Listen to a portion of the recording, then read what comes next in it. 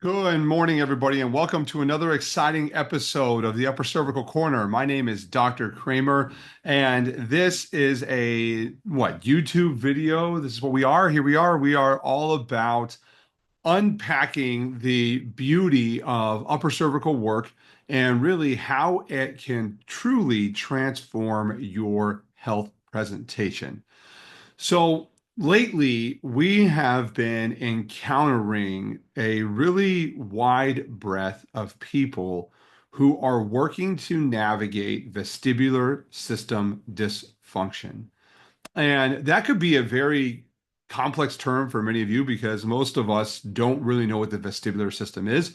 And most of us really just know that when we have a certain symptom, we go see a specific doctor, and as a result, we get a specific medication. And this is the premise of monotherapeutics, meaning mono solo therapy, or monotherapeutic as a treatment. So a solo treatment option for a specific presentation or a specific condition. And so, with that being said, today I wanted to go into exposing this idea of what vestibular system dysfunction is and how upper cervical is the most root cause approach to addressing the underlying vestibular dysfunction when monotherapy does not work. And so we are going to get a screen share going here. And what we are working with today and what we are trying to navigate is this idea of what is vestibular system dysfunction. And like I said, for you, the patient, it is a symptom disease that we're going to talk about. And this could be anything from vertigo to BPPV to Meniere's disease to dizzy spells to ear fullness, to tinnitus, etc. And so when we see these and when we think about this, we may say to ourselves, wow, I didn't know so many diseases categorically fall underneath our vestibular system. Well, yeah, the commonality with all of this that you all will be taught is that in a monotherapeutic world, monotherapy, all of this is going to be handled by what you have been taught as an ENT, because they're going to deal with your ear, nose, and throat. And if it is going to go to the ENT route, you know that you are going to be given several treatment options that are going to involve a beta histamine, a beta histine, right, as one of your options you're going to go into.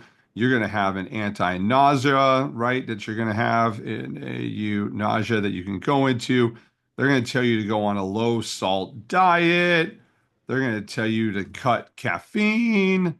They are going to say it's super important that you may need something that's going to be like a Meclizine type agent to help you stop your dizziness, right? And these are going to be basically their support that they're going to offer you, right?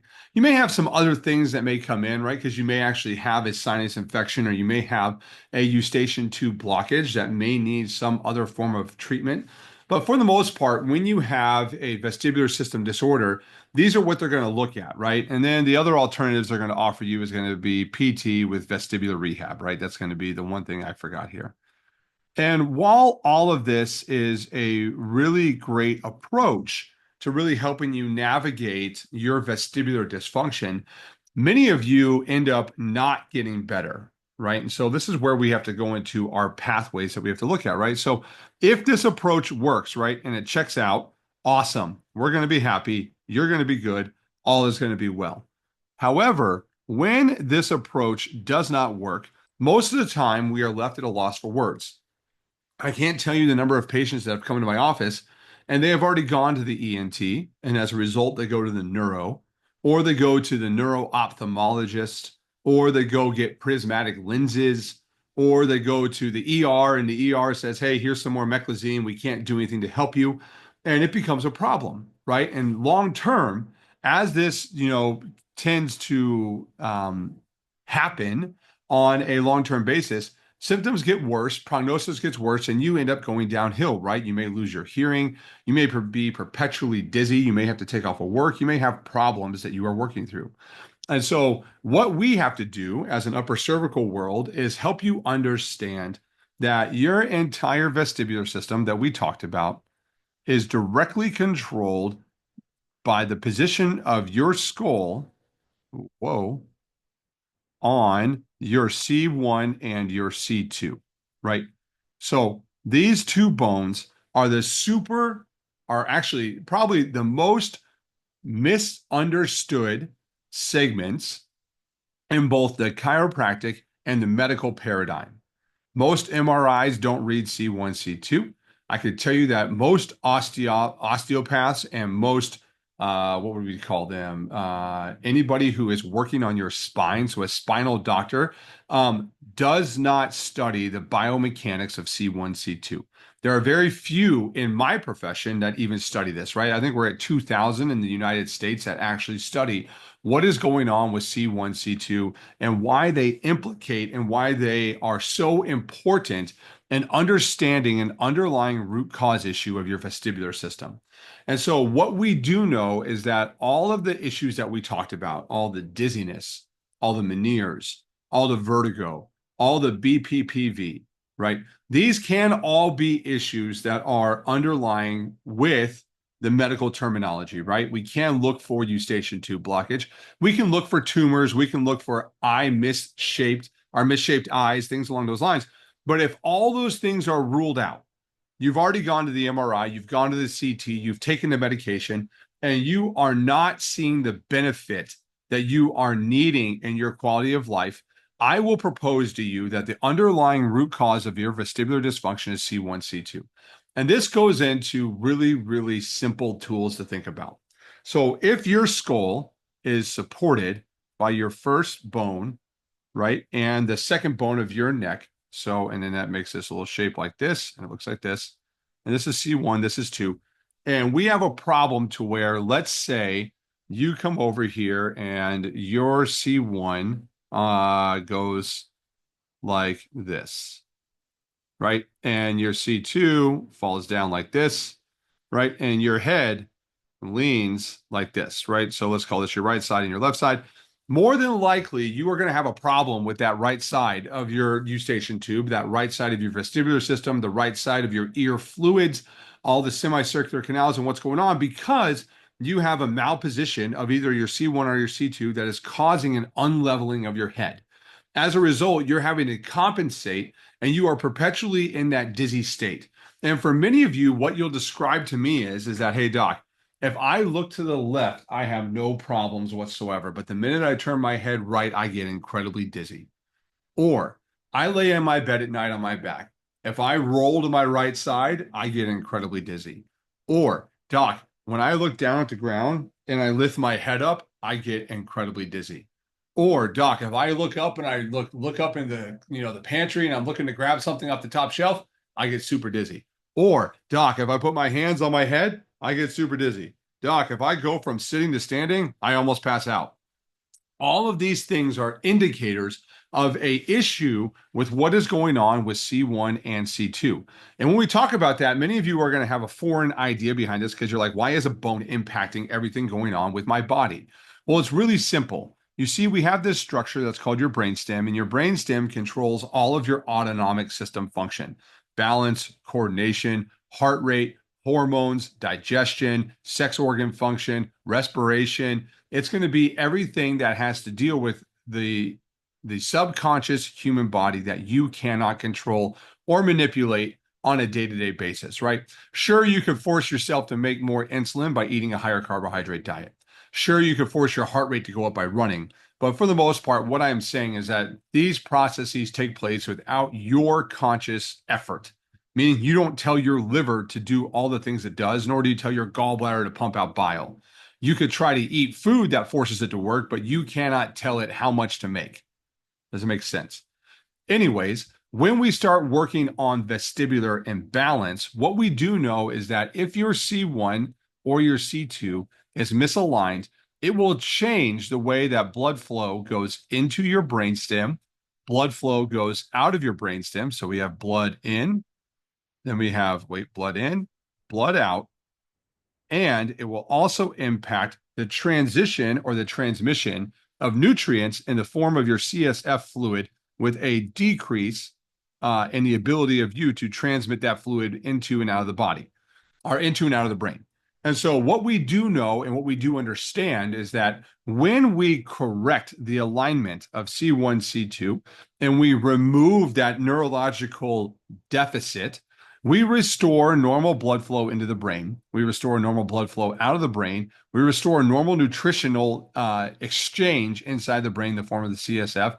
And we optimize neurological signaling, optimize neuro for autonomics,